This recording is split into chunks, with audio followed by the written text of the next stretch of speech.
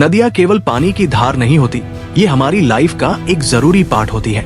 लेकिन हमारे ज्यादातर नदियां प्रदूषित है। बाकी देशों को देखे तो वो नदियों को सिर्फ नदियां मानते हैं, शायद इसीलिए वो की नदियां साफ है। और हमारे यहाँ नदियों को माता मानकर पूजा की जाती है। फिर भी सबसे ज्यादा गंदी हमारे यहाँ की ही नदियां है पूरी दुनिया में। लेकिन आज के इस वीडियो में हम जानेंगे भारत की सबसे साफ नदियों के बारे में, जिनकी खूबसूरती और स्वच्छता देखकर आप चौंक जाएंगे। उमनगोट नदी, मेघालय। मेघालय की उमनगोट नदी को भारत की सबसे साफ नदी माना जाता है। इतनी साफ कि नावें हवा में तैरती हुई सी लगती है। ये नदी डावकी गांव से बहती है और इसकी खूबसूरती हर साल हजारों सैलानियों को आकर्षित करती है। चंबल नदी, मध्य भारत।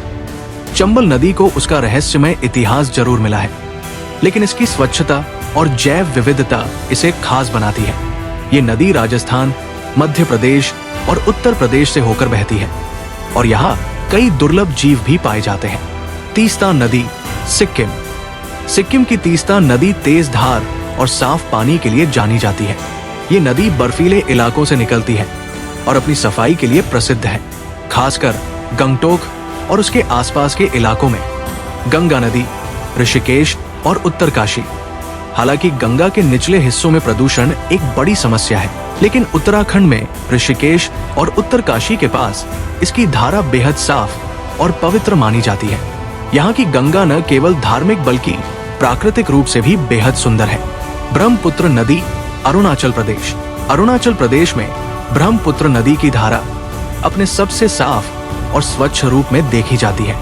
यहाँ की आबादी कम और उद्योग न के बराबर है, जिससे नदी स्वाभाविक रूप से साफ बनी रहती है। ये नदियां न केवल भारत की शान है, बल्कि हमें ये भी सिखाती है कि अगर हम चाहें तो प्रकृति को स्वच्छ और सुंदर बनाए रख सकते हैं।